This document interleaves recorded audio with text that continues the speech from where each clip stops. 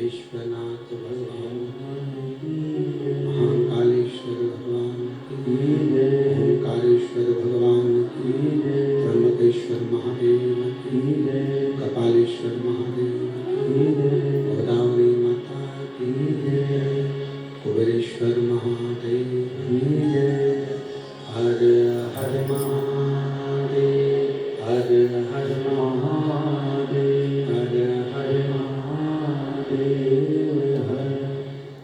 काशी विश्वनाथ ओगरदानी त्रिकालदर्शी कैलाशी अविनाशी भगवान शिव जिनकी पुनीत पावन शिव महापुराण की कथा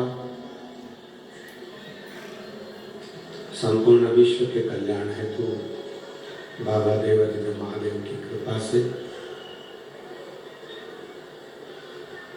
भगवान शिव की उदारता से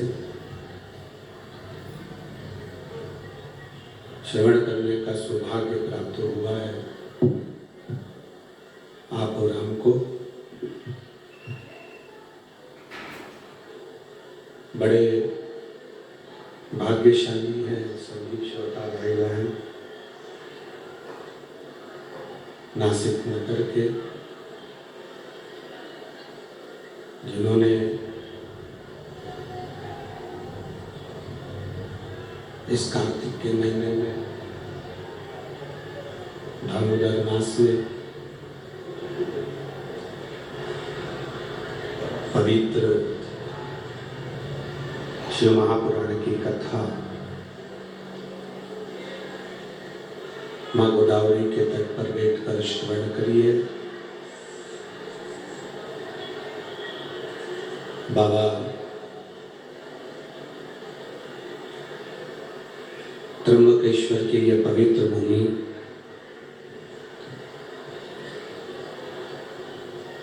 माँ गोदावरी का तट संपूर्ण विश्व के कल्याण हेतु आयोजित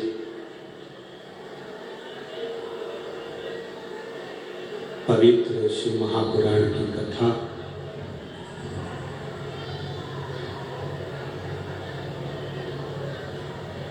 दादा बाबू से पालक मंत्री महाराष्ट्र शासन श्री आविष्कार जी भूसे जो इस पवित्र शिव महापुराण की कथा को आप और हमारे बीच में नासिक तक लेकर आए हैं। एक बार आविष्कार जी के लिए और दादा बाबू से के लिए बहुत बहुत साधुवाद है। कथा के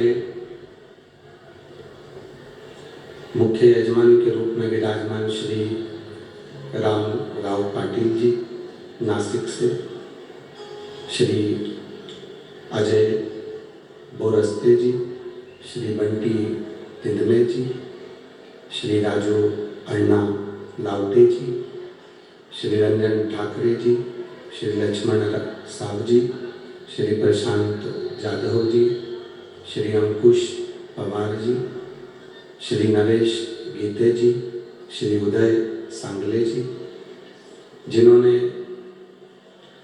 इस कथा में सहभागिता ग्रहण करी है। एक बार जोरदार ताली बजाकर इन सभी पुरस्कार को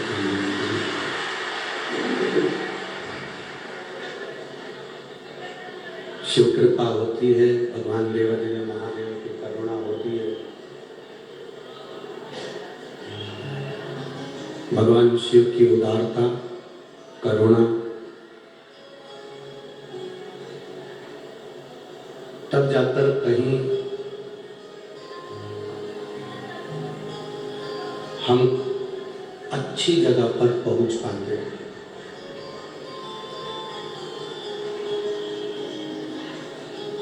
अगर आप श्रेष्ठ जगह तक पहुंचे हो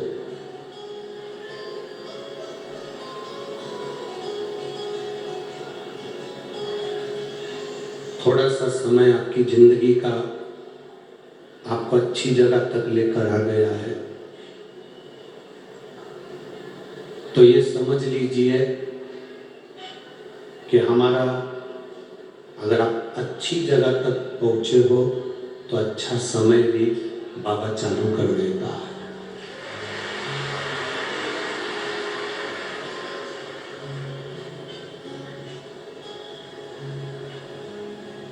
बेकार जगह कहीं जा रहे होगे तो कोई तुमको रोकने वाला नहीं होगा। पाप कर रहे होगे तो कोई तुम्हें रोकने वाला नहीं होगा।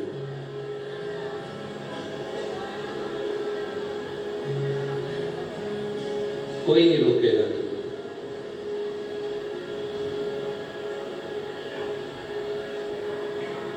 पाप करने में कोई तुम्हें रोकने वाला नहीं होगा। बेकार काम करने में कोई तुम्हें रोकने वाला नहीं होगा। कोई टोकेगा भी नहीं।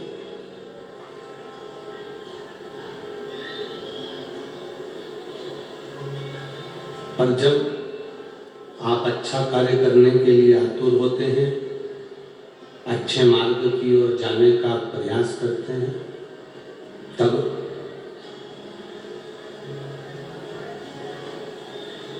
कहीं ना कोई अड़चनें आती हैं। कोई रोकता है, कोई टोकता है।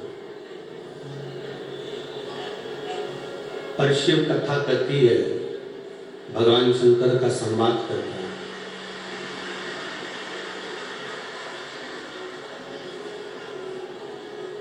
पाप कर्म करने पर, झूठ बोलने पर, प्रपंच करने पर, गलत काम करने पर रोकने वाला कोई नहीं होगा। पर उस जगह पर आपका मन, आपका हृदय, आपका चित्त आपको रोक सकता है।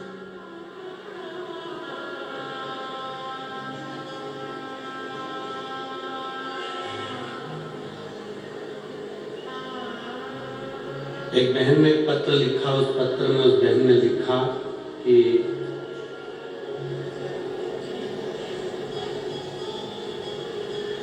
हम जिस मंदिर में पशुपति व्रत करते हैं,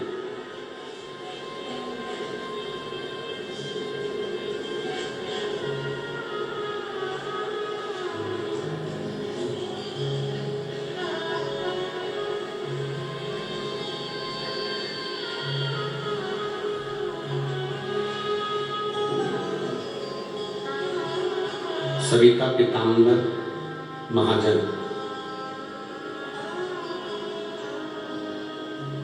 पत्रकार, सावरकर नगर, गंगापुर रोड, नासिक। आप ही ने लिखा। बहुत बहुत साधुवाद है आपने जो हिम्मत करी इस पत्र को लिखने की, उसके लिए आपको साधुवाद। गुरुजी, मेरे 3 पशुपति व्रत एक मंदिर में हो गए हैं, पर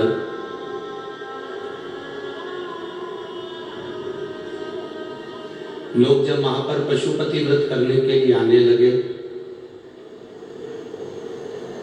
तो उन्होंने उस मंदिर में ताला लगा दिया।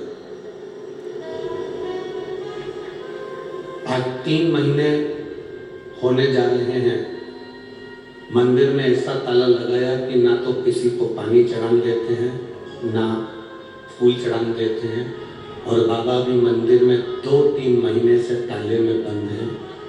कोई उनको जल भी नहीं चढ़ा सकता, ना कोई जा सकता।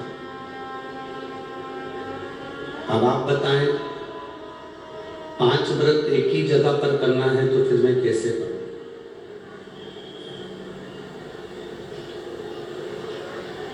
इन व्रत को फिर मैं कैसे कर सकती हूँ? शिव महापुराण की कथा कहती है, पीछे आवाज बढ़ाओ, लोग परेशान हो रहे हैं। सबसे पीछे ग्राउंड में पीछे के ग्राउंडों की सबकी आवाज बढ़ा।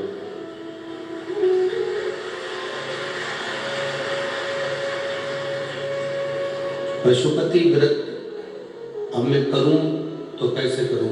बैठो बेटा। पहले तो हम इतना सा जरूर कहेंगे सभी मंदिर के पुजारियों को, पंडितों को, या मंदिर के ट्रस्टियों को, या मंदिर को चलाने वाले संचालकों को। शिव महापुराण के पहले ऐसे कितने शिव मंदिर थे जिन मंदिरों के अंदर कुत्ते बैठे रहते थे, कोई जाना पसंद नहीं करता था।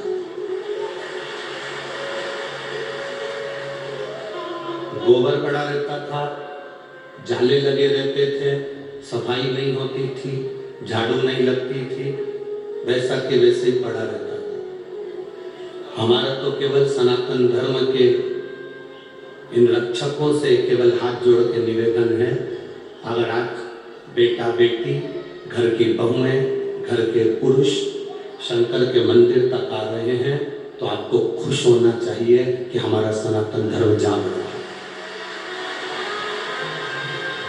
अगर आज इन बच्चों के हृदय पर कुठार पड़ेगा, आज इन बच्चों के मन पर अगर ये कुठार रहेगा तो ये मंदिर तक जाना छोड़ देंगे। दुनिया तो चाहती यही है कि ये मंदिर तक ना जाए, धर्म चेंज कर लें, सनातन धर्म को बदलकर हमारे धर्म में आ जाए और मोमबत्ती पकड़ लें और आना हमारे यहाँ चालू कर दें और ये सनातन धर्म नष्ट हो। ये तो चाहते ही है। पर शिव महापुराण की कथा एक बड़ी सुंदर बात कहती है कि अगर शिव के मंदिर तक लोग आ रहे हैं, एक लोटा जल समर्पित कर रहे हैं, तो आपको मंदिर के दरवाजे खोलना चाहिए, जिससे भक्त से भगवान है।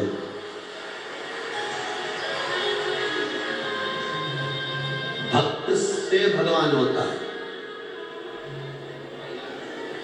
एक लाइन आप लोग हमेशा गुनगुनाते रहे हैं पहले से कि भगत के वश में भगवान,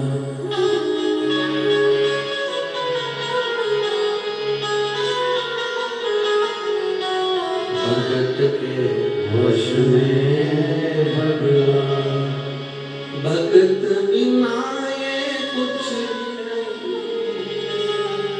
ये भगत के बिना भगवान, भक्त के बिना भगवान हो ही नहीं सकता।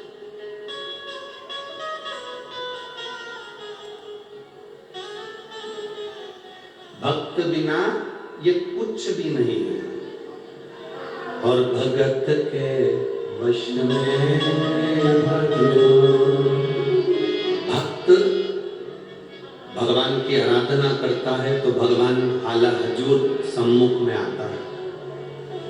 मेरा इस बेटी से निवेदन है, 3 व्रत आपने उस दरवाजे पर करे हैं, शिव जी के मंदिर पर करे हैं, और अगर मंदिर के अंदर नहीं जाने दे रहे हैं तो मेरा निवेदन है 2 व्रत बेलपत्री के पेड़ के नीचे शिवलिंग की पूजन कर वहां करो, बाबा उसे स्वीकार करो।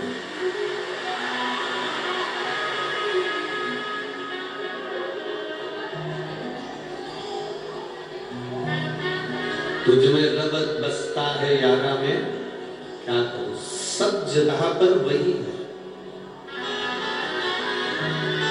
बेलपत्री के पेड़ के नीचे शिवलिंग नहीं भी बना सकते तो बेलपत्री के पेड़ के नीचे जो कंकर मिल जाए, जो मिट्टी मिल जाए, जो जड़ मिल जाए, बेलपत्री का जो पेड़ है उसी की पूजन शिव मानकर कर दो। उसके सामने दिया लगा दो, प्रसाद के 2 हिस्से वहां छोड़ दो। टेंशन लेने की जरूरत नहीं है। बाबा बाबा है।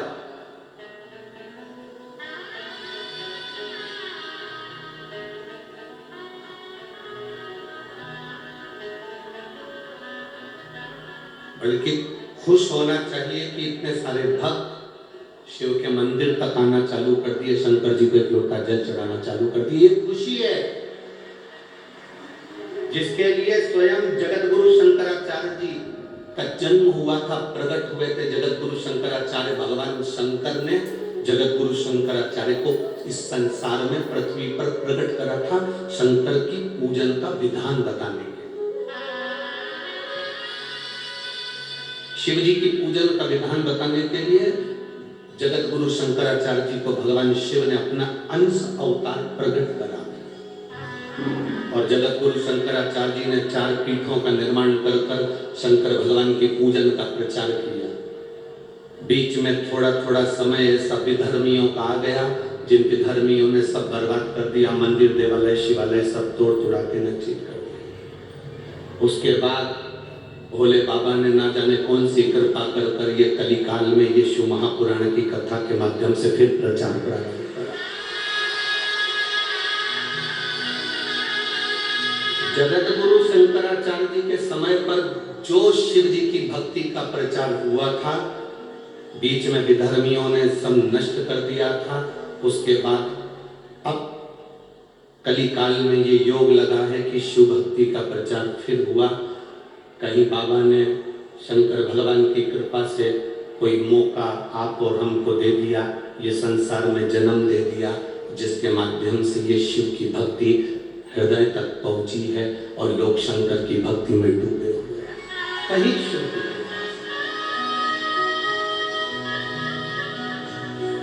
दुनिया के लोग विश्वास नहीं कर सकते कि शंकर की पूजन से क्या ये फल मिल सकता है। शंकर भगवान को एक लोटा जल चढ़ाने से फल मिल सकता है, शंकर जी पे चढ़ा हुआ पानी पीने से फल मिल सकता है, बेलपत्री खाने से फल मिल सकता है।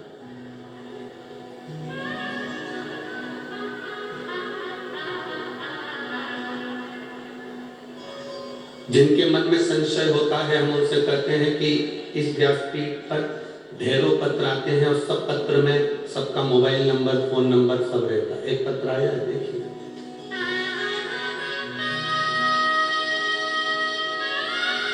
मेरा नाम शीतल दीपक शिर्के, मैं श्रमिक नगर सातपुर नासिक में रहने वाली हूँ। कहीं बैठी हो तो हाथ हिला सकते हैं। आप ही हैं? बच्ची आई है साथ में क्या? बच्ची साथ आई है? नहीं आई? ठीक है, हाथ हिला दो एक बार। मेरा नाम शीतल दीपक शिर्के है, मैं श्रमिक नगर सतपुरा नासिक की रहने वाली हूँ। मोबाइल नंबर ये है। मेरी बेटी रेवा दीपक शिर्के 6 साल की है। उसे 5 साल की आयु में हार्ट की बीमारी हो गई। प्रतिदिन उसको बुखार आता था, 7-8 महीना लगातार बुखार आया। बुखार पर असर हार्ट पर पड़ा। डॉक्टर बोले इसका हार्ट 60% काम करना चाहिए, पर ये 28% काम कर रहा है। आप पत्र हमारे साथ में पढ़ सकते हैं, एलईडी पर, टीवी पर, आस्था चैनल पर। हार्ट 60% काम करना था, पर सिर्फ 28% ही काम कर रहा है। इसलिए इसको हार्ट की दवाई शुरू हो गई। गुरुदेव, उसका हार्ट की काम करने की परसेंटेज बढ़ने की बजाय कम होने लगी। 28% इसका हार्ट काम कर रहा था, फिर 19% करा। हार्ट ने फिर 17% काम करा, हार्ट ने फिर 5% काम करा। डॉक्टर के हिसाब से बेड पर पड़ी रहने वाली लड़की 5% हार्ट काम कर रहा है, मतलब यह है कि इसका हार्ट बंद हो चुका है। डॉक्टर के हिसाब से इसका हार्ट बंद हो गया है, क्योंकि 5% जिसका हार्ट काम करता है उसको माना नहीं जाता कि इसका हार्ट चल रहा है, ये बंद हो चुका है। गुरुदेव, उसके लीवर और किडनी में भी काम करना बंद कर दिया। सूजन आ गई, लीवर किडनी बेकार हो गई, डैमेज हो गई, उसके पूरे शरीर में पानी भर गया। डॉक्टर बोले इसकी कोई गारंटी नहीं है, ये एक मरी के तुल्य है, हमारी दृष्टि में ये जा चुकी है। फिर मुझे आपकी कथा के बारे में पता चला। पशुपतिनाथ व्रत का वर्णन किया। मेरी माँ ने सीहोर जाकर रुद्राक्ष लाई। मैं रुद्राक्ष को रात को पानी में गला देती थी। लोग कहते थे सीहोर के रुद्राक्ष में सब क्या है, पर मैंने खुद प्रयोग करा है गुरुदेव।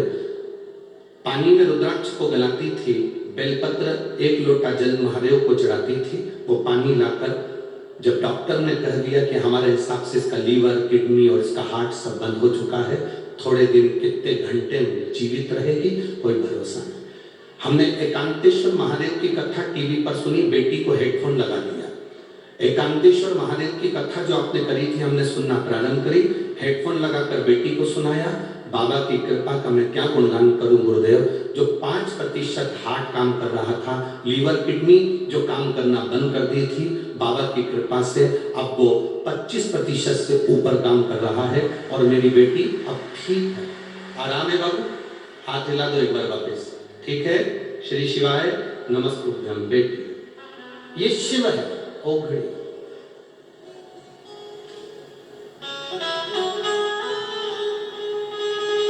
आपका विश्वास, दुनिया भले हंसती हो, दुनिया भले टोकती हो, दुनिया भले अपशब्द कहती हो, मेरा बेटी से निवेदन है। उस बेटी ने अपने पत्र में लिखा कि मेरा बड़ा मन दुखता है, मंदिर में भोलेनाथ ताला लगा देते हैं और 2 महीने से उनका ताला नहीं खोला, केवल हमारे पशुपति व्रत करने से रोकने के चक्कर। आप क्यों चिंता करते? अरे मत बुरे कर्म कर बंदे, वरना पछताएगा। भगवान किया उसे तुम बच नहीं पाएगा, तू बच नहीं पाएगा। अरे ओ अज्ञानी मत करना, तेरे कर्म का फल भी तू ही पाएगा। जैसा किया तूने तेरा भी आएगा। मत बुरे कर्म कर बंदे, वरना पछताएगा।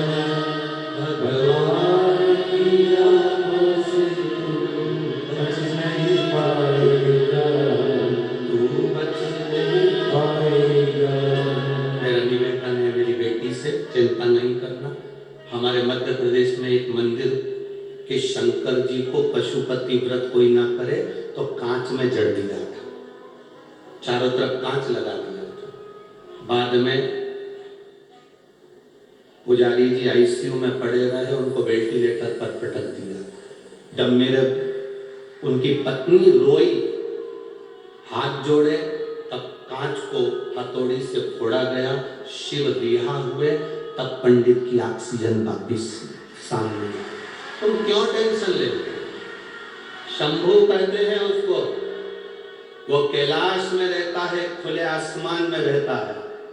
जब कभी आपको मंदिर में अगर जल चढ़ाने ना दिया जाए तो बेलपत्री के पेड़ के नीचे जाके जल चढ़ाना, मेरा शंकर उसको स्वीकार कर लेगा, मेरा शिव उसको स्वीकार करेगा। दुख नहीं करना, कभी भी टेंशन नहीं लेना, अपने मुंह से अपशब्द नहीं करना, ताने नहीं देना, गाली नहीं देना, आड़ा टेढ़ा नहीं कहना। ये समझना बाबा तुम्हारी परीक्षा ले रहा है। और हमने पहले भी कहा, रेस के घोड़े को नहीं मालूम पड़ता कि मैं रेस में खड़ा हूं, उसका मालिक उसको मारता है, पिन चुभोता है, वो भागता है। दुनिया के लोग जितना तुम्हें कष्ट देंगे, समझ लेना कि भोलेनाथ तुम्हें रेस का घोड़ा बना के आगे निकालना चाहता है। तुम टेंशन क्यों लेते? आग लगे बस्ती में, अपन रहो मस्ती में। क्या किसको रोइए, चादर तान के सोइए। किसी से मुंह नहीं मिलाना अपने को, किसी को अपशब्द नहीं कहना, किसी को आड़ा टेढ़ा नहीं कहना। वो रास्ता अगर बंद हो गया, बाबा हो सकता है तुम्हें दूसरे रास्ते पर ले जाना चाहता है और उस रास्ते से मंजिल तक पहुंचाना चाहता है। ये उसकी मर्जी हो, ये उसकी कृपा।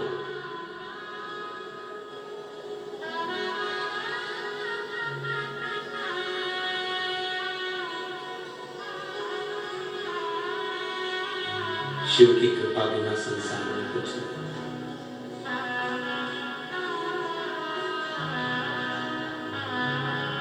शिव कथा कर रहे हैं, अगर उसकी कृपा से आप यहां पहुंचे हो तो जरूर वो कृपा करने वाला कुछ ना कुछ कृपा करने वाला हो।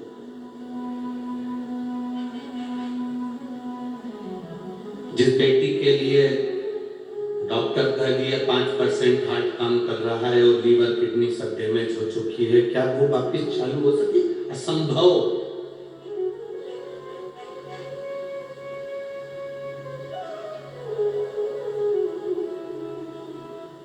शिव के पास जाने पर हमारी भीतर की ऊर्जा प्रबल होती है।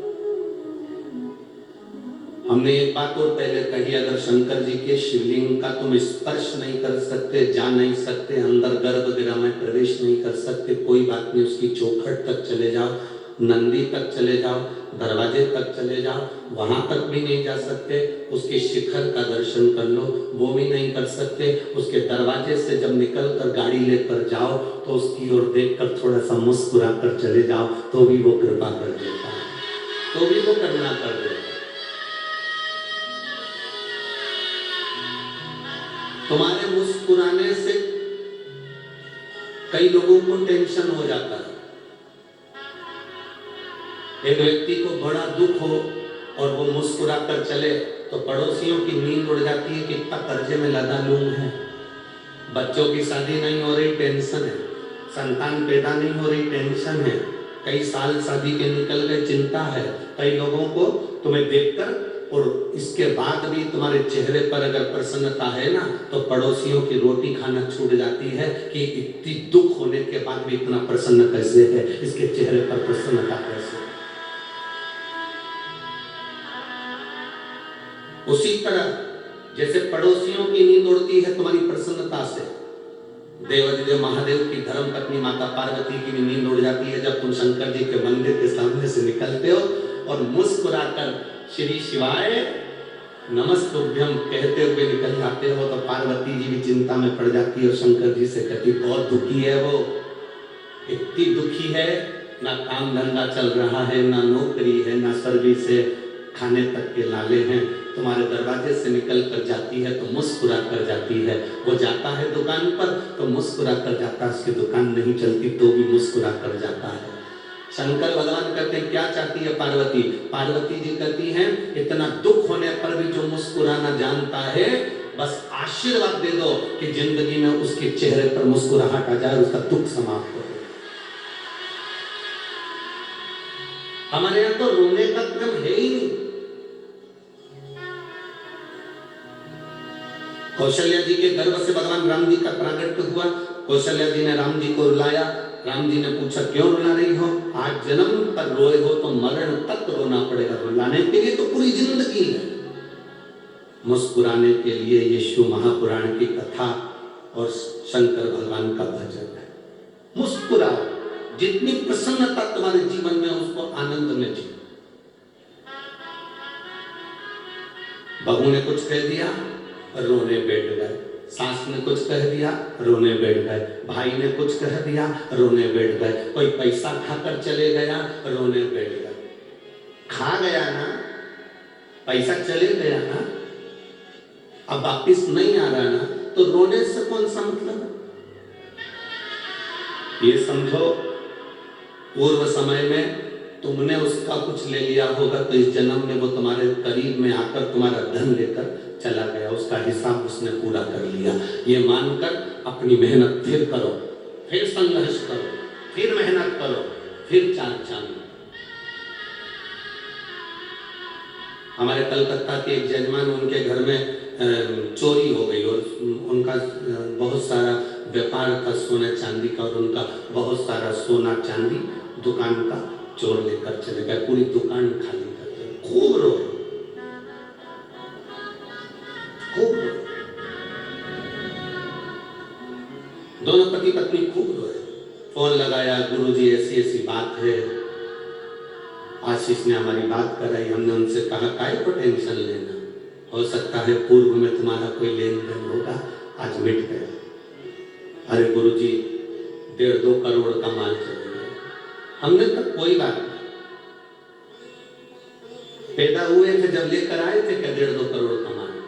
नहीं लाए थे ना, मेहनत करी ना तुमने, 1.5-2 करोड़ रुपए की दौलत बनाई ना तुमने, दुकान सजाई ना तुमने, दुकान खरीदी ना तुमने, व्यापार किया ना तुमने, कोई दूसरे ने तो नहीं कर दिया, तुमने खुद मेहनत कर कर ये 1.5-2 करोड़ का सांग सत्ता जमाई थी, चले गई कोई बात नहीं, फिर मेहनत करना। अब की 2 करोड़ की थी, अब 8 करोड़ की वो देगा, तुम मेहनत करो। किस बात के लिए रो रहे हैं? अब सौंप दिया इस जीवन का सब भार तुम्हारे हाथों में, हे हार तुम्हारे हाथों में, हे जीत तुम्हारे हाथों में। कोई बात नहीं, दे दिया ना, कोई बात नहीं, टेंशन नहीं होना, प्रसन्न होकर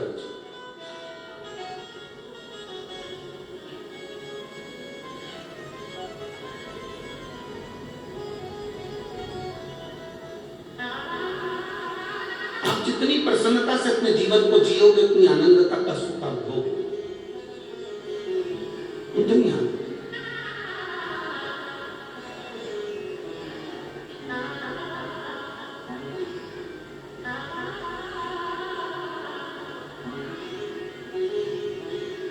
अब शिव कथा करें। अंजना माता के गर्भ से संतान का सुख नहीं था।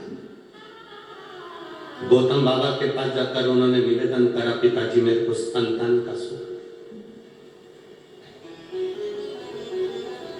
बाबा ने कहा केवल एक काम कर, पार्थिव शिवलिंग का निर्माण करो, पूजन कर, पार्थिव का पूजन। मेरी जीजियों, मेरे नासिक के जीजाओं और मेरी बेटियां, बहनें, भाई, मेरे बेटाओं, तुम्हें लग रहा है अपनी जिंदगी में कि दुख मिट नहीं रहा, थोड़ा प्रयास, संघर्ष करना, कर्म करना, मेहनत करना। ऐसी वैसी जगह पर मत चले जाना कि कोई तुम्हारे ऊपर छड़ी घुमाकर नीचे से सोने के हंडे निकाल दे। बहुत मुश्किल है सोने के हंडे निकलना। मेहनत करोगे तो सोने के क्या, हीरे के अंडे निकल जाएंगे। उसमें क्या है, इधर उधर नहीं पढ़ना, फालतू प्रपंच में नहीं पढ़ना। हमारा शास्त्र कहता है जब दुख की घड़ी में माता अंजना, श्री हनुमान जी महाराज की माता, माता अंजना, जिनके घर में संतान का सुख नहीं हुआ, बहुत अवस्था माता अंजना की निकलती चली गई, औलाद नहीं हुई, तब माता अंजना भी अपने पिता के पास जाकर बैठी और पिता ने कहा तू चिंता मत कर, पार्थिव शिवलिंग का निर्माण कर। जब तुम्हारे जीवन में कष्ट है, धन नहीं आ रहा, व्यापार नहीं बढ़ रहा, तकलीफें आ रही, पार्थिव शिवलिंग का निर्माण करो। मेरे राम जी अयोध्या से चले लंका तक, बीच में उन्होंने पार्थिव शिवलिंग का जहां जहां रुकते थे वहां पार्थिव शिवलिंग का निर्माण करते थे, क्योंकि उनकी जिंदगी में उनको मालूम था कि दुख बहुत है। 14 वर्ष का वनवास मुझे झेल दिया गया है, वो 14 वर्ष का वनवास मुझे झेलना, दुख बहुत है। इसलिए उन्होंने भगवान शंकर की पूजन करी। भगवान कृष्ण ने एक बार भी पांडवों से ये नहीं कहा कि तुम इस देवता की पूजन करो कि उस देवता की पूजन करो। पांडवों से कहा गया तुम शंकर जी की पूजन करो। जितने भी पांडवकालीन मंदिर मिलेंगे शंकर जी के मिलेंगे। पांडवों ने जो मंदिर का निर्माण करा वो शंकर जी का करा। भीम ने मंदिर बनाया, युधिष्ठिर ने मंदिर बनाया, अर्जुन ने मंदिर बनाया, नकुल सहदेव ने मंदिर बनाया, सब शिव के मंदिर। पांडव शंकर जी का अनुमोदन करते थे तो पांडवों को भी वो सुख प्राप्त हुआ, वो सुख मिला पांडवों।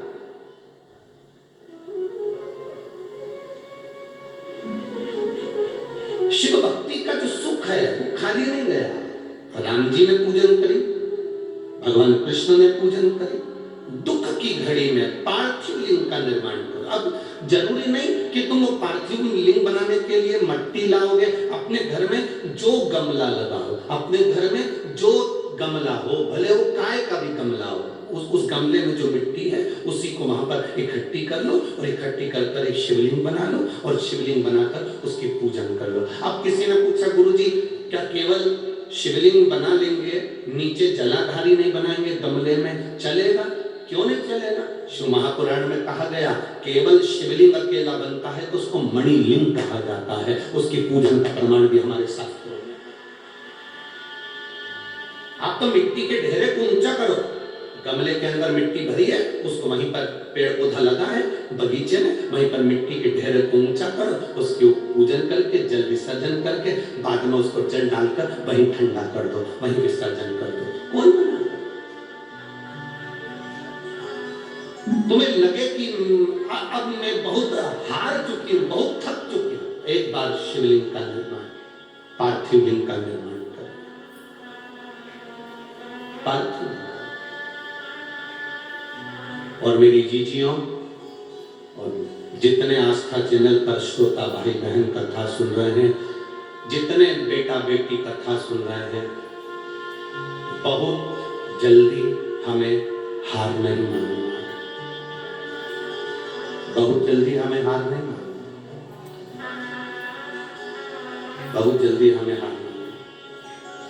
अगर जीवन में दुख है, संघर्ष की जिंदगी जी रहे हो, कोई रास्ता नजर ना आए, तो एक बार कुबेरेश्वर धाम पर आकर 5 कंकर उठाकर उसकी पूजन, जहाँ कंकर शंकर की भूमि है वहां बैठकर बाबा से प्रार्थना कर कर उस कंकर शंकर को नमन कर कर एक बार उससे दिल से कहकर आ जाना, बाबा कुबेर भंडारी ऐसा भंडार भरना मैं 3 महीने में वापिस आ जाऊं, ऐसी कृपा।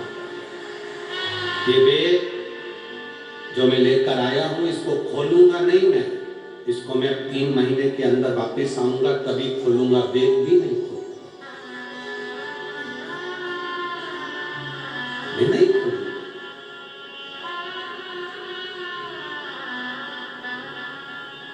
खाली कहां बेचता है, कहां खाली बेचता है? एक मां लिखती है जिसकी शादी 2012 में हुई, संतान का सुख नहीं था, उसको संतान बाबा देती। कोई को 25 वर्ष हो गए, ये पत्र इतने सारे हम लोग बांचेंगे तो बहुत समय हो जाता है, पत्र को बांचेंगे बहुत।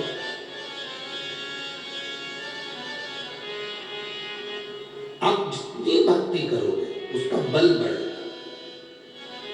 हमें भटकना नहीं मार्ग से, दुनिया के लोग तुम्हारे रास्ते को रोक देंगे, तुम्हें टेंशन नहीं लेना है। तुम जल चढ़ाने के लिए जाओगे, अपशब्द कहेंगे, टेंशन नहीं। एक पत्र किसी ने लिखा,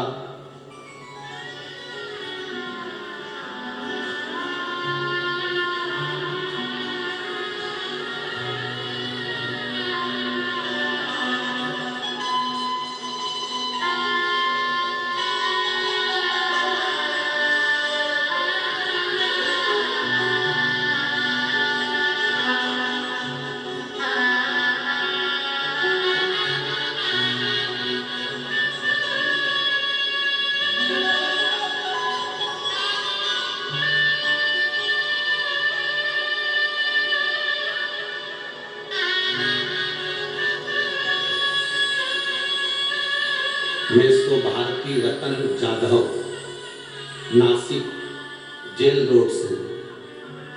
आप भी दोनों हाथ हिला दो एक बार, श्री शिवाय नमस्ते।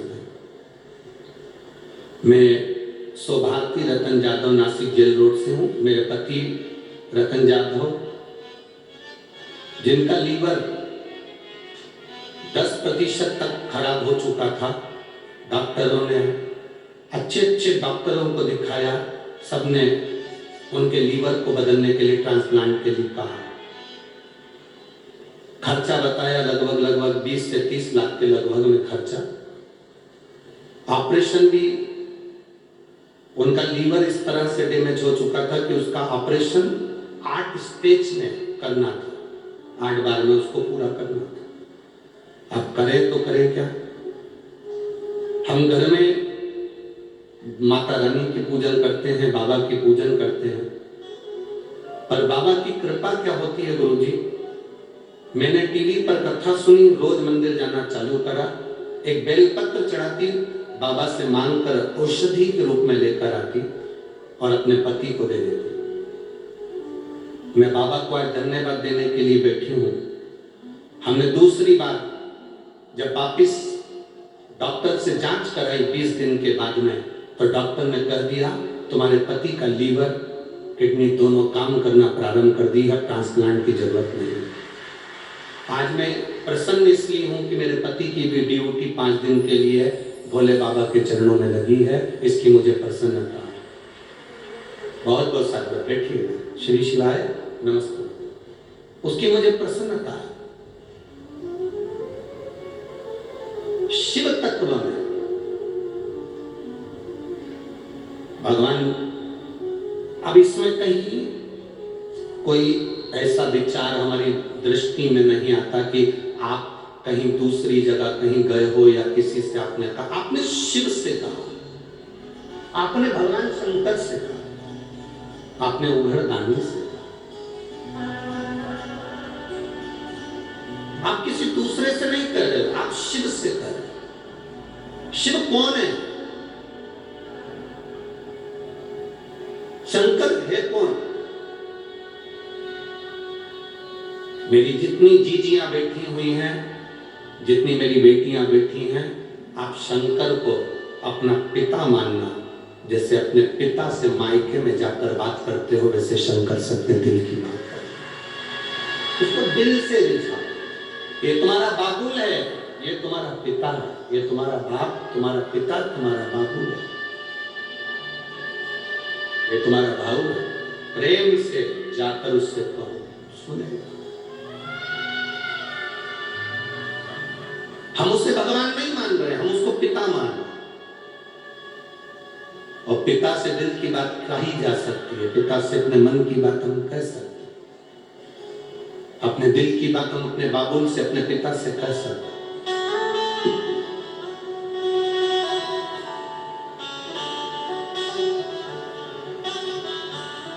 अंजना माता ने अपने दिल की बात अपने पिताजी गौतम बाबा से कही। उन्होंने कहा पार्थिव शिवलिंग का निर्माण करो। पार्थिव लिंग का निर्माण कर कर पूजन करने का फल बहुत है।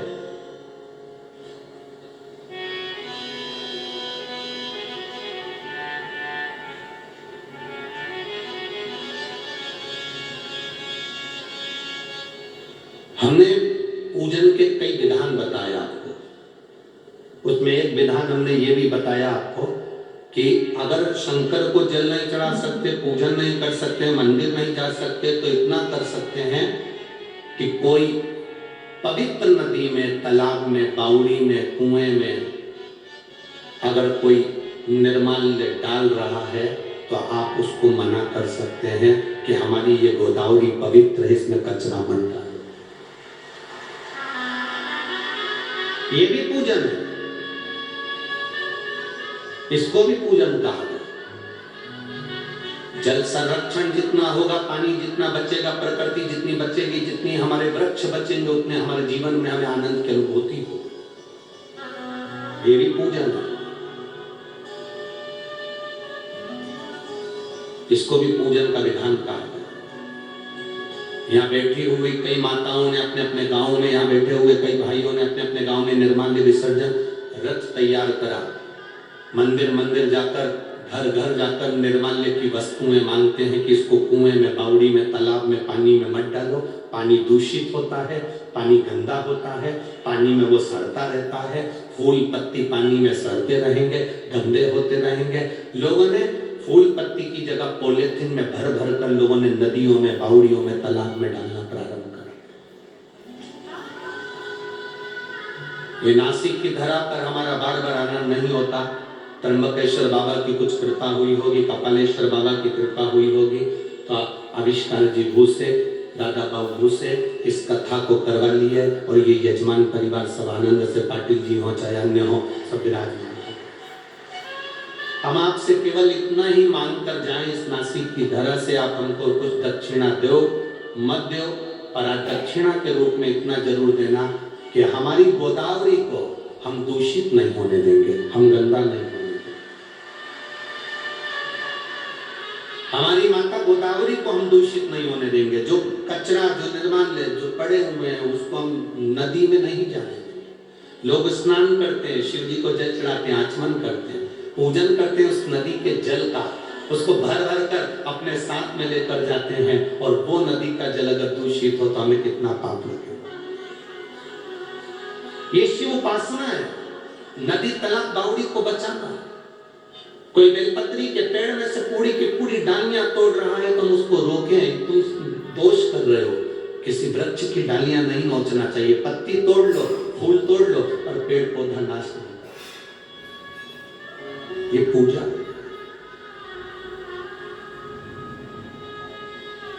तुम निर्माल्य विसर्जन का रथ नासिक वाले नहीं चला सकते, तो एक नियम बनाओ, गोदावरी के तट पर, घाट पर हफ्ते में एक दिन जाएंगे और गोदावरी के घाट पर जितना कचरा पड़ा होगा, जितना भी निर्माल्य सामग्री पड़ी होगी, जितनी पॉलिथीन पड़ी होगी, चप्पल पड़ी हो, कपड़े पड़े हो, सबको उठाकर हम ले जाकर एक साइड डालेंगे। हम अपनी पवित्र नदी को पवित्र बनाकर रखेंगे, हम अपनी शुद्ध नदी को शुद्ध बनाकर रखेंगे। उसकी एक सुखदायी आनंदता है।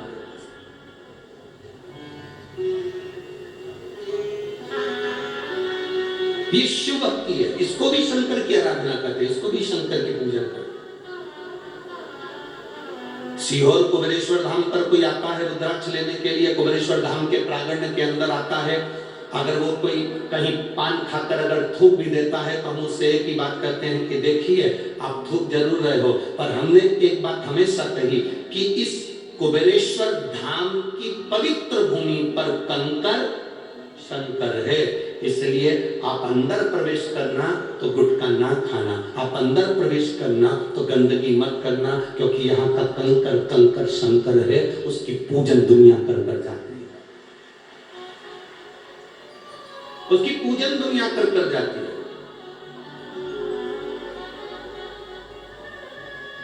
आप आराधना में जितने आप भाव तो जोड़ो, दिल तो जोड़ो। आप मंदिर तक तो गए, परंतु मंदिर में जाने के बाद आपके मन में आ गया कि पत्थर का शिवलिंग है, पत्थर की मूर्ति है, कंकर है, मिट्टी है, ना ना ना ना, उसमें आप अपने भाव को व्यक्त करिए, वो मिलेगा।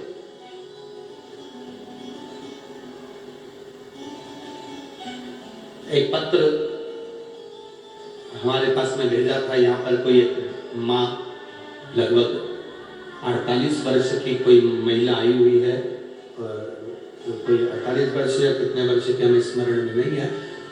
धूलिया में उसने कोई मन्नत मांगी थी, भगवान से प्रार्थना करी थी, और धूलिया की कथा में बैठकर उसने प्रार्थना करी थी, अगर मेरी मन्नत पूरी हो जाएगी तो जहाँ कथा होगी वहाँ पैदल जाऊंगी। तो कथा नासिक में थी, तो यहाँ तक वो पैदल आई है। कहीं बैठी हो तो कहीं बैठी हो तो हाथ हिला सकती है। आप ही हैं, आ जाओ दोनों जने, आ जाओ। तो झंडा वंडा लाए हो आप लोग अपना, वो ले आओ, आ जाओ आ जाओ आ जाओ। नासिक धूलिया से पैदल आई, केवल कथा के पंडाल में बैठकर जो मांगा था बाबा ने वो पूर्ण कर दिया। तो उसने अभी मौका पाकर उसने कहा 200 किलोमीटर दूर है, पैदल पैदल पैदल शिव तत्व की प्राप्ति। क्या देगा वो उसके ऊपर निर्भर करता है, कैसे देगा वो उसके ऊपर निर्भर करता है, वो उसके ऊपर निर्भर करता है। महाराज खाली न जाता कोई दर से तुम्हारे, खाली न जाता कोई दर से तुम्हारे, मैं भी खड़ा हूँ बाहर पसारे, मैं भी खड़ा हूँ बाहर पसारे, अपने हृदय से लगा लो गिरा जा रहा हो, उठा लो भोले अपने दर से अब तो न तारो, गिरी जा रहे हो, उठा लो। शिव कथा कर, भगवान शंकर की कथा वर्णन कर। अंजना माता के गर्भ से संतान नहीं थी, गौतम बाबा ने पार्थिव लिंग की निर्माण पूजन का वर्णन किया, पूजन करी। राजा केसरी ने पूछ लिया अंजना को, क्या कर रही हो तुम? ये संतान के लिए शिवलिंग का पूजन, पार्थिव लिंग का पूजन संतान के लिए। हाँ, पार्थिव लिंग का पूजन। हाँ, पहले कैसरी अंजना के साथ में, माता अंजना जी के साथ में बैठकर शिवलिंग का पूजन नहीं कर रहे। कैसरी बाबा पहले माता अंजना जी के साथ में बैठकर शिवलिंग का पूजन नहीं कर रहे। पर जब माता अंजना के पूजन को देखा कैसरी बाबा ने, जब माता अंजना के पूजन को केसरी बाबा ने जब देखा, तब माता अंजना के पूजन को देखकर केसरी बाबा ने विचार कर लिया कि अब मैं भी अंजना माता के साथ में बैठकर शिव की आराधना करूंगा, शिवलिंग की पूजन करूंगा। मैं भी अंजना माता के साथ में बैठकर शंकर की आराधना करूंगा, शिवलिंग की पूजन करूंगा। लग गए। अब माता अंजना भी शंकर के पार्थिव लिंग का निर्माण करी है। केसरी बाबा उनके नजदीक में बैठकर शंकर भगवान के शिवलिंग का पूजन कर रहे। केसरी बाबा शिवलिंग का पूजन अर्चना कर रहे, आराधना कर रहे। दोनों ने मिलकर भगवान शंकर की पूजन करी। सावन के महीने की जब शिवरात्रि आती है, श्रावण के महीने की शिवरात्रि के दिन टीवी चैनल के माध्यम से, आस्था चैनल के माध्यम से, मोबाइल फेसबुक के माध्यम से पूरे भारत में आप और हम सब मिलकर शिवलिंग की पूजन करते हैं, पार्थिव लिंग का निर्माण करते हो ना आप लोग। साल भर में एक दिन ऐसा होता है जिस दिन पूरा भारत घर घर में शिवलिंग का निर्माण करते हैं और घर घर में शिवलिंग का निर्माण कर कर ऑनलाइन भगवान शंकर का अभिषेक पूजन कर कर अपने जीवन को धन्य बनाते हैं। उस शिवलिंग पूजन का क्या फल होता है, उस शिवलिंग के पूजन का क्या आनंद होता है, ये वही जानते जिसने निर्माण करा है, जिसने पूजन किया।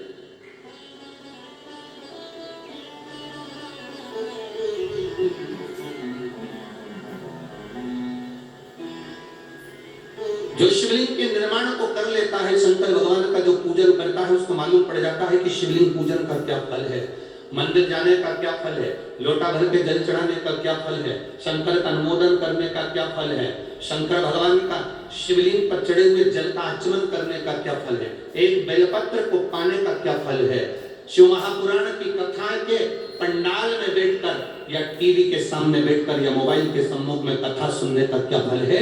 ये जो जानता है वो समझता है कि शंकर की भक्ति का फल क्या है, ये वो जानता है।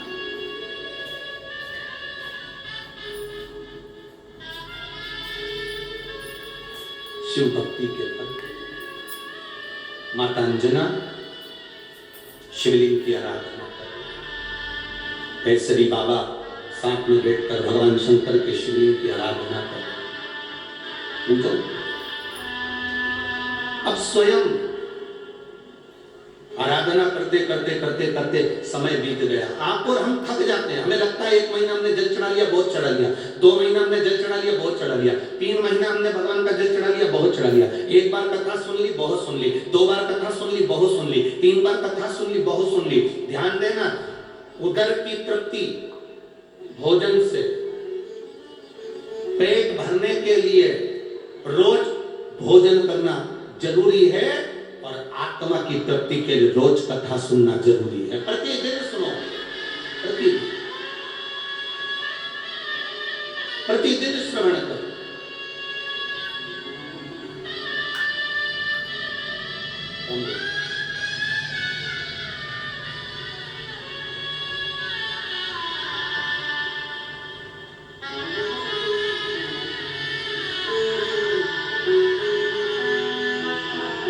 जोरदार ताली बजाइए जो धूलिया से नासिक तक पैदल भगवान शिव की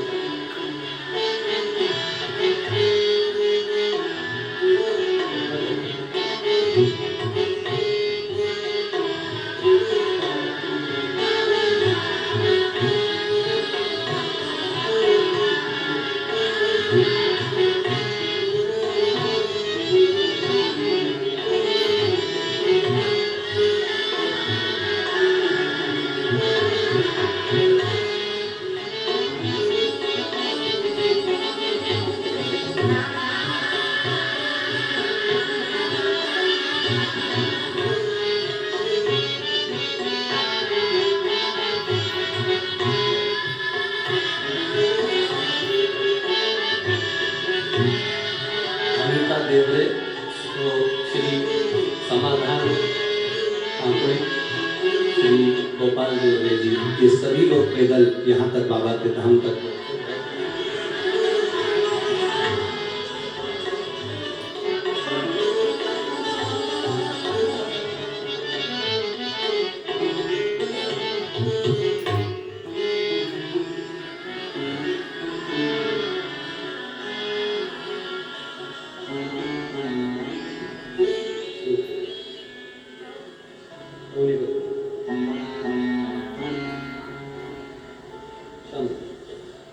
शिव कृपा इसी को।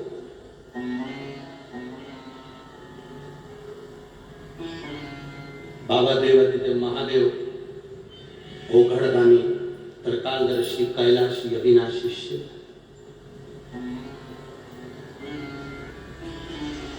अब धूलिया की कथा को कितने दिन हुए होंगे, पंडाल में बैठकर जो मांगा गया वो बाबा देता है। आप लोग आज विराम दिवस कथा का समापन है, विराम दिवस है, आप सब विराम की कथा में आए हो। हमने पहले भी कहा, मेहमान जब जाते हैं घर के बच्चों को 150 रुपए देकर जाते हैं और शिव महापुराण जिस दिन विराम होती है वो अपना भंडार लुटा कर जाती है। जो बटोरने वाले हैं मेहमान जाते समय कुछ देकर जाते हैं, उसी तरह मेरा बाबा भी विराम के दिन में कुछ ना कुछ ऐसा देकर जाता है जो जीवन की सार्थकता सिद्ध हो जाए।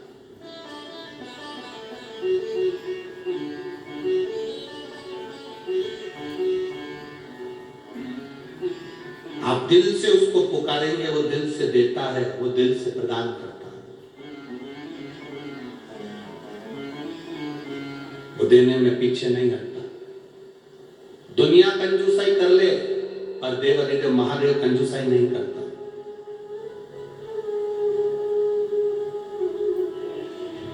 बाबा कंजूसाई नहीं करता।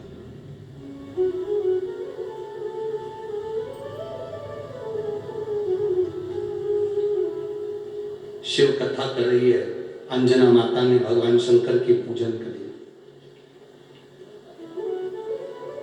जब अंजना माता शिव जी की पूजन कर रही हैं, शिव प्रकट हो गए। शंकर भगवान प्रकट और भगवान भोलेनाथ ने प्रकट होकर अंजना से कहा, मांग तुझे क्या चाहिए। अंजना कहती है, मेरे घर में संतान नहीं बोला। भगवान कहते हैं, मैं तुझे संतान प्राप्ति का वर देता हूं। अंजना कहती, नहीं नहीं नहीं, रुको रुको रुको, जरा रुकिए।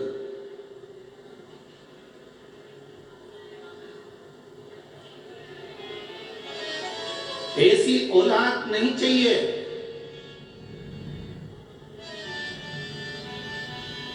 जो औलाद सनातन धर्म को गाली दे या हमारे धर्म को गाली दे। अंजना कहती है, मेरे गर्भ से अगर कोई औलाद हो तो भोलेनाथ तुम्हारे जैसी संतान होना चाहिए। केवल भगवान से यह मत कहना कि मेरे 15 साल हो गए, 8 साल हो गए, 10 साल हो गए, संतान नहीं। संतान तो ना ना ना, भगवान से कहना औलाद ऐसी देना जो भारत देश में जन्म ले, भारत का भोजन करे, भारत की भूमि पर रहे और भारत की सभ्यता, संस्कृति और भारत के सनातन धर्म को और चार चांद लगाए। ऐसी औलाद। स्वामी विवेकानंद जैसी, रामकृष्ण परमहंस जैसी, संत तुकाराम जी जैसी, चैतन्य महाप्रभु जी जैसी, श्रीमद वल्लभाचार्य जी जैसी संतान हमारे गर्भ से जन्म ले। मीरा, कर्मा, ध्रुव, प्रहलाद जैसी औलाद हमारे यहाँ जन्म ले। ऐसी औलाद ना पैदा करना जो इलू इलू करती फिर। ऐसी औलाद, ऐसी औलाद किस काम की जो केवल फिल्म के गाने गाने ले, केवल जो एक्टर हैं उनको देखकर अपने जीवन को सार्थक बनाने की सिद्धता रखती है।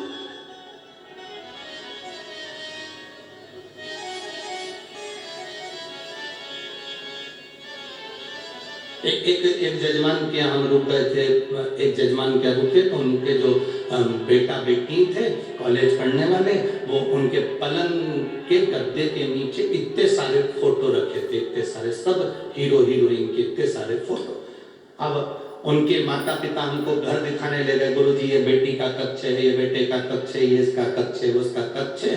वो ऐसे ऐसे उसके पलंग के सिराने पर टेबल पर इतने फोटो रखे। तो हमने पूछ लिया ये क्या रखा, तो हम समझे कि कोई किताब बच्चे पढ़ते होंगे वो होगी। तो उन्होंने जो दिखाया तो ऐसी एल्बम जैसी थी और ऐसी पूरी गढ़ती थी एल्बम की, उसमें फोटो ही फोटो लगे। हमको लगा इनके घर के लोगों के फोटो होंगे, हमने कहा जरा दिखाना। उन्होंने दिखाया, दिखाते से हमने देखा तो सारी हीरोइन के फोटो, सारे हीरो के फोटो उस एल्बम में लगे हुए थे। हमने बेटी को पूछा कि बेटा तुमने ये फोटो अपने पास में क्यों रख रखे हैं? गुरुजी सुबह उठती हूँ ना तो सबसे पहले मैं आंख खोलकर एक एक का चेहरा देखकर जानना चाहती हूँ कि मेरे लिए कौन गुड है, मेरे लिए कौन लकी है, फिर मैं उसका चेहरा रोज देखूंगा। मैंने कहा इतने सारे फोटो में से अभी तक कितने देख लिए, सबको एक बार देखकर देख लिया पर कोई लकी नहीं मिला। हमने कहा एक काम करो, अपने मम्मी पापा का फोटो अपनी एल्बम में लगाओ, सुबह उठकर देखना वो लकी कहला। अपने माता पिता से ज्यादा लकी संसार में कोई नहीं हो सकता। जिसने जन्म दिया उसका चेहरा तुम्हारी निगाहों में होना चाहिए। जब तुम सुबह उठो तो अपने माता पिता के चेहरे की स्माइल देखकर उठो तो तुम्हारा दिन भी अच्छा निकल कर जाता है। उससे ज्यादा लकी क्या हो सकता है? माता पिता का चेहरा नहीं देख सकते तो देवादिदेव महादेव का देखिए, माता पार्वती जी का देखिए, भगवान शिव का देखिए, वो लकी रहे। जिनके कपड़ों के ठिकाने नहीं, जिनके खाने पीने के ठिकाने नहीं, वो तो खुद अनलकी है।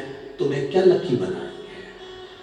वो तुम्हें लकी बनाने चलेंगे, वो तो खुद अनलकी। उनका लक है क्या? अपने वस्त्रों को, अपने पहनावे को जनमानस तक श्रेष्ठ पहनावा नहीं दे पा रहे, श्रेष्ठ ज्ञान नहीं दे पा रहे, वो खुद ही दूसरे को ज्ञान नहीं दे पाए तो वो खुद ही तुमको क्या दे? अपने माता पिता से बढ़िया दुनिया में कोई नहीं है। हीरो हीरोइन को कितना भी देख लेना पर वो अपनी प्रॉपर्टी का कोई हिस्सा तुमको नहीं देंगे। नासिक वालों को देते हो तो बात दूसरी।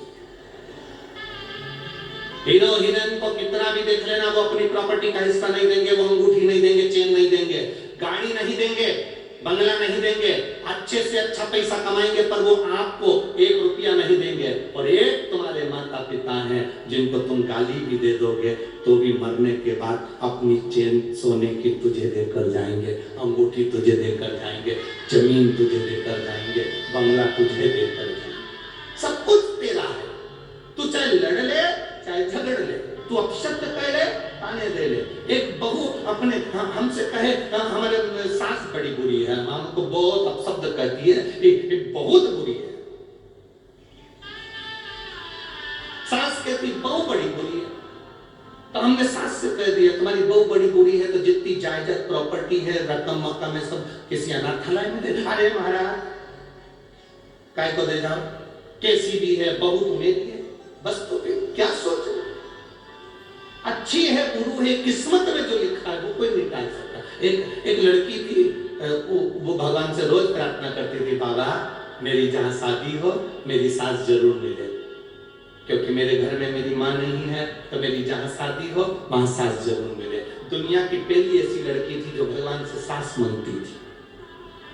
नहीं तो आजकल की लड़की तो भगवान से प्रार्थना करती हम दो, बाकी को सबको गोदावरी में फेंक दो, बस हम दो, बाकी के जितने घर के उनको गोदावरी में फेंक दो।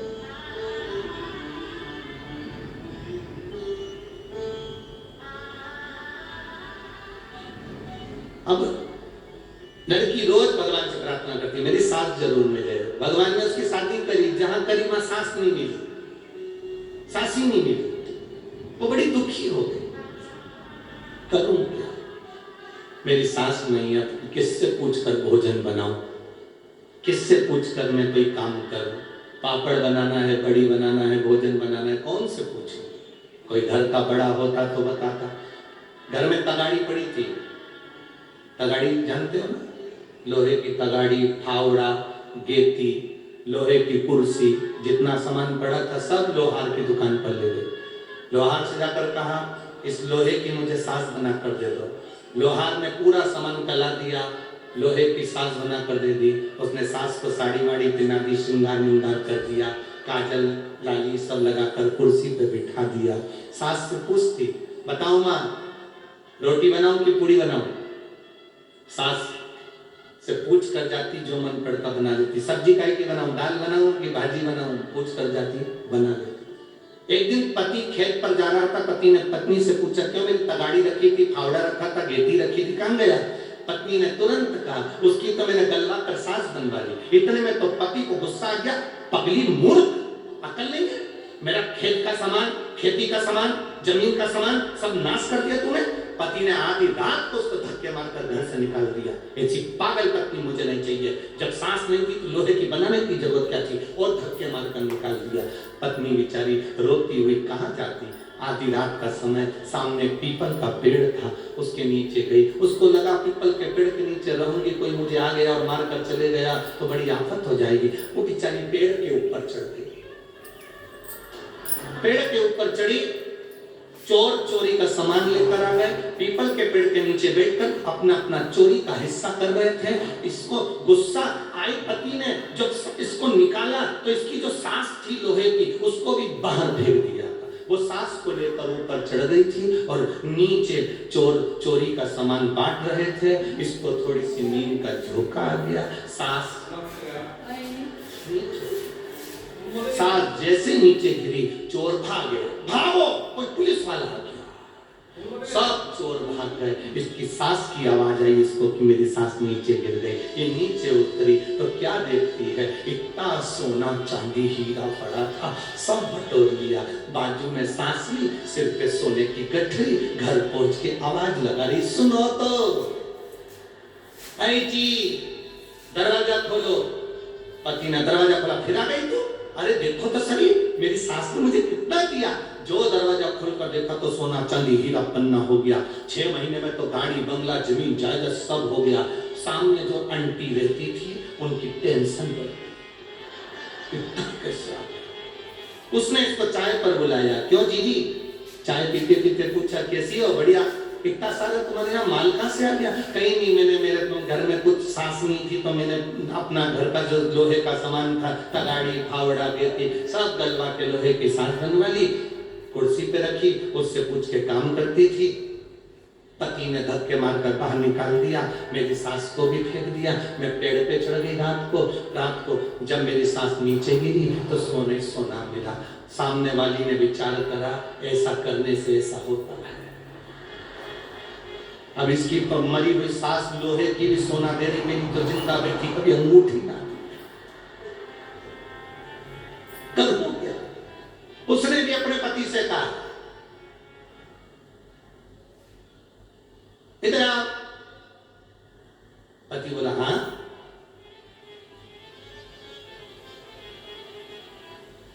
तुम्हारा जितना लोहे का सामान है ना सब गलाऊंगी, सास बनवाऊंगी। पति बोला, मेरी माँ है तो? अरे चुप रहो, तुम्हारी माँ है तो? मैं बस गलवाऊंगी, सास बनाऊंगी, उससे पूछूंगी रोटी कैसे बनाऊं, चाय कैसे बनाऊं, ये कैसे बनाऊं। तुम आधी रात को मुझे धक्के मार के निकाल देना, लोहे की सास को बाहर फेंक देना, मैं पेड़ पे चढ़ जाऊंगी, नीचे गिरेगी, सास सोना ही सोना मिलेगा। पति के पागल हो गई है, मूर्खों जैसे काम करती है। नहीं नहीं, मैंने बोला ना तुमसे। हाँ, उसने धक्के मार कर निकाल दिया, सास को लेकर चली गई, पेड़ पे चढ़ भी गई। रात को चोर भी आ गए, चोरी का सामान बांटने लगे। बांटते बांटते इसने सास को नीचे पटक दिया। चोरों ने विचार कर लिया, अगली बार भी यही थी, पूरा माल यही ले गए, अब की बार नहीं छोड़ना। उतारा उसको नीचे उतारा, 2-4 धड़के दिए। जो गले में चेन मंगलसूत्र पहनी थी वो भी ले ली, खूब 2-4 नीली पीली होके घर गई। पति ने पूछा सोना चांदी मिला? हाँ? कुछ नहीं। देखा देखी में काम बिगड़ जाता, देखा देखी में काम कोई सक्सेस हुआ क्या? बच्चे के पीछे बैठे थे, लिखने को आ गया दिल्ली की सबसे बड़ी मीनार का नाम लिखो। आगे वाले ने लिख दिया दिल्ली में कुतुब मीनार है। पीछे वाले को याद था कि दिल्ली में सबसे बड़ी मीनार कुतुब मीनार है, पर आगे वाले का देखकर उसने लिखने के चक्कर में लिख दिया दिल्ली में कुतिया बीमार है। भूल देखा देखी में काम बिगड़ा। अब देखा देखी करो ही क्या? उसने इतना बड़ा व्रत करा। कोई व्रत कर रहा है तो तुम्हारे मन में आ रहा है इतना व्रत, कुछ नहीं खाती, एकादशी के दिन पानी भी नहीं पीती, ऐसी मैं करूंगी। जो व्रत करा शुगर ऊंची नीची हो गई, 8 दिन तक हॉस्पिटल में पड़ी। उससे पूछा क्या करा था? बस पड़ोसन करती थी वैसे ही व्रत मैंने करा था। क्यों करना? जितना तुम्हारे शरीर से बने, जितना तुम्हारे शरीर से लगे, जितना तुम्हारे शरीर से लगे, जितना तुमसे बने उतना करो। जब ना बने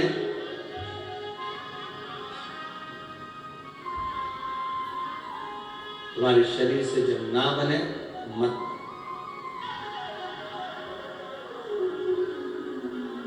जितना इस शरीर से बने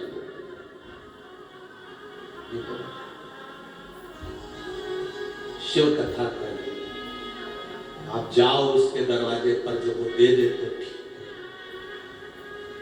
ठीक है। आज कथा का विराम दिवस भी है, प्रार्थना करेंगे, बाबा स्वीकार जरूर करें। दिल से बाबा से प्रार्थना करिए, दिल से बाबा से कहिए, बाबा उसको स्वीकार करें। जहां जगह मिले वहां बैठकर भाव से बाबा से प्रार्थना करें। जो कार्यकर्ता खड़े हैं वो भी बैठकर बाबा से निवेदन करेंगे। बार बार ये कथा नासिक में नहीं हो पाएगी, मौका मिला है, कह लो मौका मिला है, बाबा से प्रार्थना करो।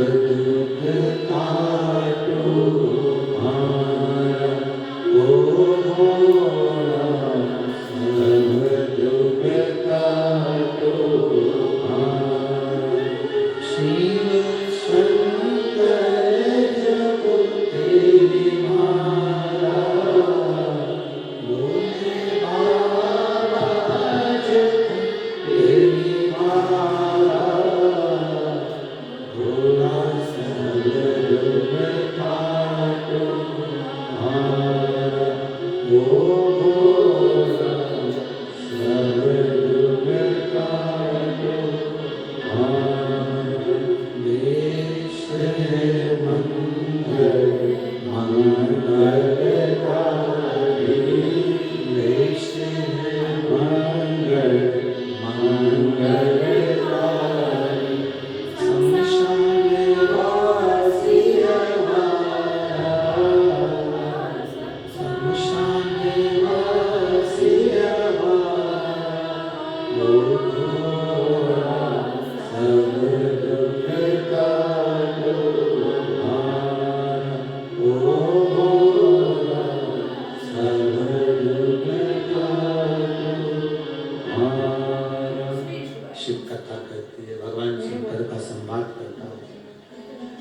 शिव महापुराण की कथा कर, भगवान शिव ने आकर दर्शन दिया।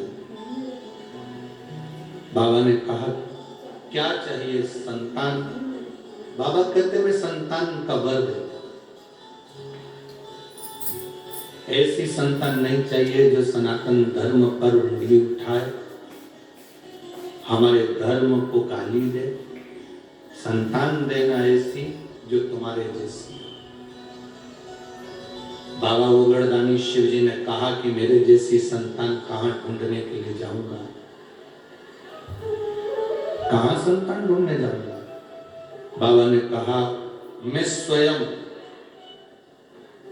एक अंश के रूप आपके गर्भ से प्रकट,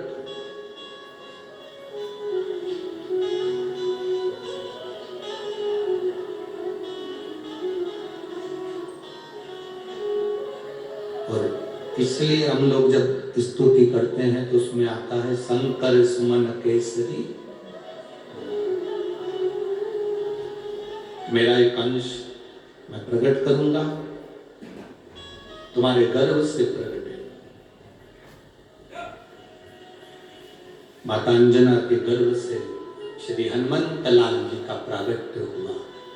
श्री हनुमान जी महाराज प्रकट, संपूर्ण विश्व के कल्याण के लिए, संपूर्ण विश्व के उद्धार के लिए श्री हनुमान जी महाराज का प्रकट हुआ। हनुमान जी महाराज प्रकट। ये देव दीपावली की जो कथा है ये तो आज विराम हो जाएगी। 25 तारीख को, 28 तारीख से जो ददरौआ धाम भिंड में जो कथा है,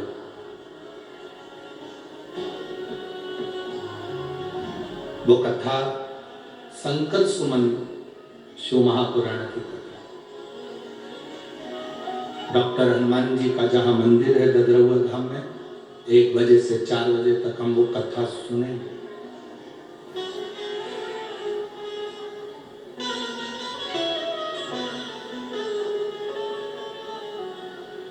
एक कथा जो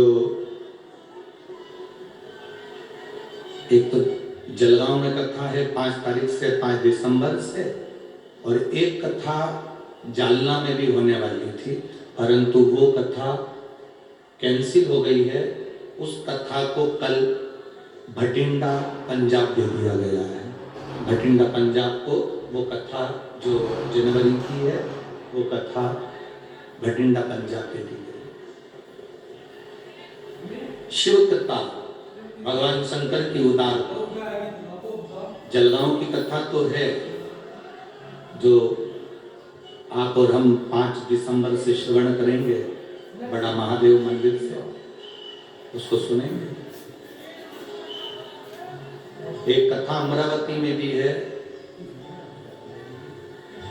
राणे वहाँ की जो सांसद महोदय हैं उनकी तरफ से वो कथा रही अमरावती। वो भी दिसंबर महीना शायद 16 तारीख से वो कथा का स्मरण रहे। शिव कथा है, जहां मिल जाए, जैसी मिल जाए उसको ग्रहण करने का एक भाव प्रकट होना चाहिए। आपके नजदीक में 100, 150, 200, 300 किलोमीटर की दूरी पर कथा हो, जाकर एक बार कथा का तत्व ग्रहण करना चाहिए। हनुमान जी के रूप में शंकर भगवान का प्रागट्य हुआ।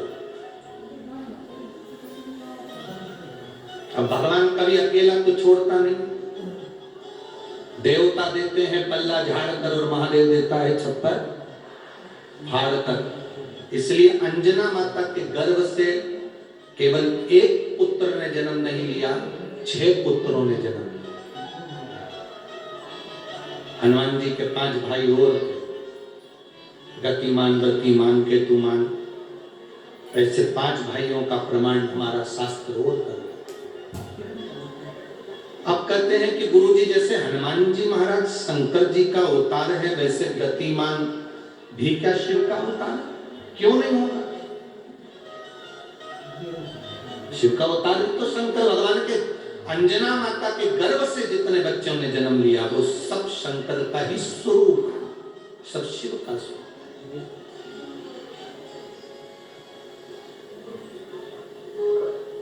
जैसे गोदावरी माता के तट पर विराजमान कपालेश्वर महादेव, भारत की भूमि पर पूरे विश्व में केवल एक कपालेश्वर महादेव का मंदिर एक ऐसा मंदिर है जिसका स्मरण आप कर सकते हैं कि शंकर भगवान ने ब्रह्मा जी को झूठ बोलने पर अपने नख से काल भैरव प्रकट करा था। काल भैरव से कहा कि ब्रह्मा जी का सिर काट दे।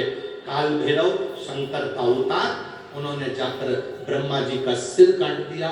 वो ब्रह्म हत्या काल भैरव पर, शंकर पर लग गई और शिव जी महाराज गोदावरी का स्नान कर कर नंदी के कहने पर, बछड़े के कहने पर उन्होंने जो स्नान करा तो ब्रह्म हत्या त्यागी।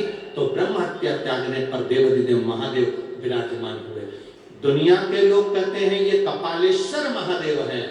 शिव महापुराण की कथा कहती है काल भैरव ने जो ब्रह्म हत्या का दोष लगा था वो अपने माथे लिया था, तो स्वयं भैरव ही शिवलिंग के रूप में यहां पर विराजमान है। ये कोई साधारण सी भूमि नहीं है।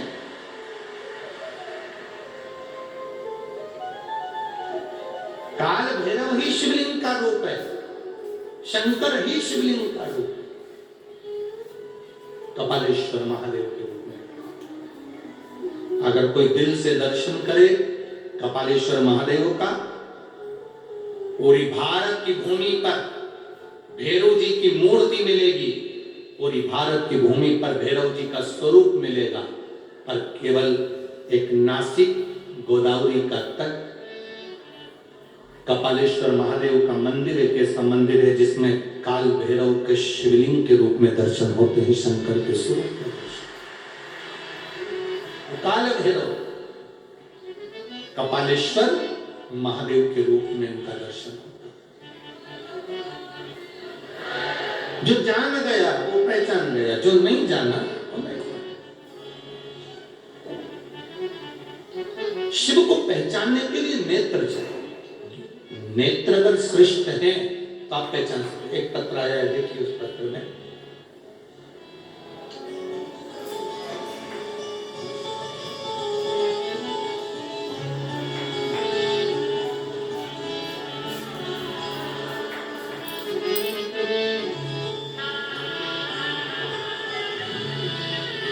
हो, आप जो भगवान का नाम लेती हो, आप जो श्री शिवाय नमस्तुभ्यं करती हो, आप ओम नमः शिवाय करते हैं, चाहे राम करते हैं, चाहे हरि विठ्ठल करते हैं, चाहे माँ जगत जननी में इतना प्रताप है। आप भजन करते हैं उसमें इतना प्रताप है। इसमें किसी दूसरे का प्रताप नहीं, किसी और वाले महाराज का कोई प्रताप होगा या संसार के कोई व्यक्ति का प्रताप होगा। इसमें किसी का प्रताप नहीं है, इसमें आपका प्रताप, आपके भजन का प्रताप, आपकी भक्ति का प्रताप। आप जो भजन करें वो जीवन का एक सुख देने वाला।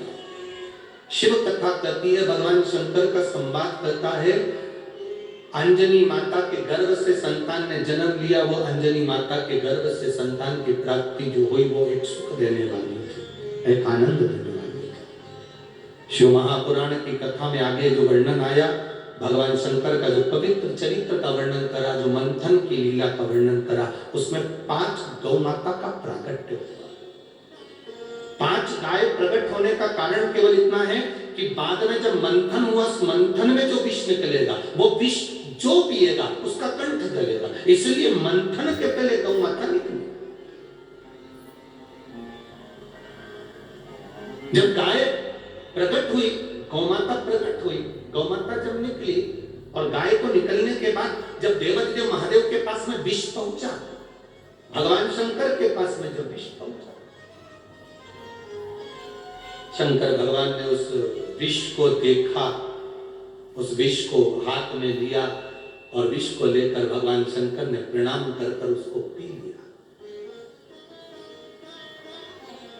कई लोग कहते हैं जो नशा करने वाले होते हैं, वो नशेले व्यक्ति भगवान को बदनाम करते हैं, कहते हैं तुम्हारे भगवान भी तो गांजा पीते हैं इसलिए हम गांजा पीते हैं, तुम्हारे भगवान भांग खाते हैं इसलिए हम भी नशा करते हैं।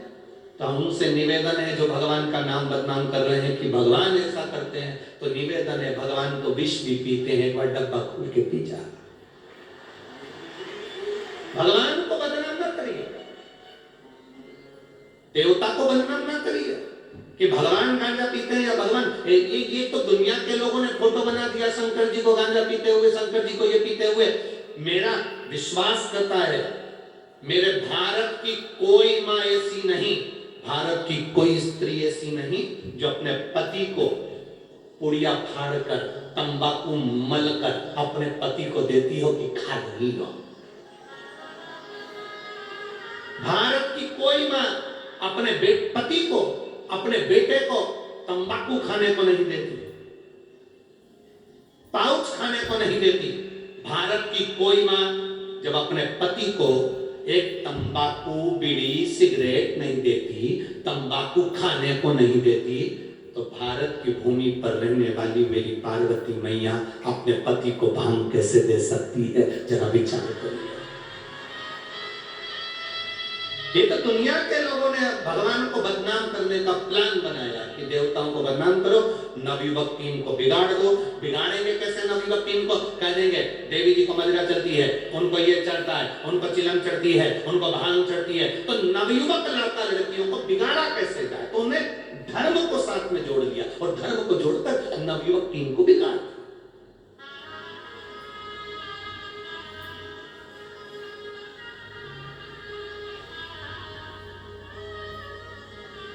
भगवान को ये नशा प्रिय नहीं है, भगवान को नशे से कोई नहीं।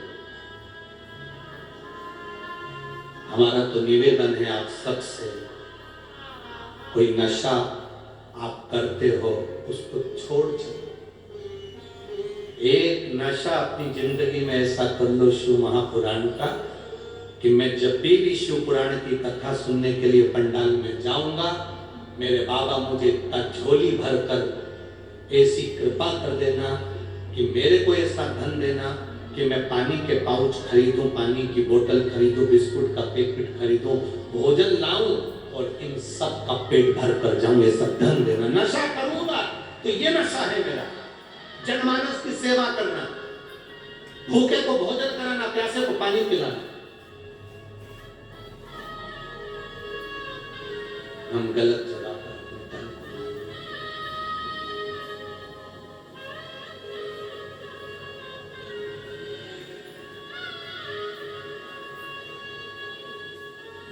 जो मिला वो कम ना, जो मिला तेरा सहारा है मेरे भोले, तेरा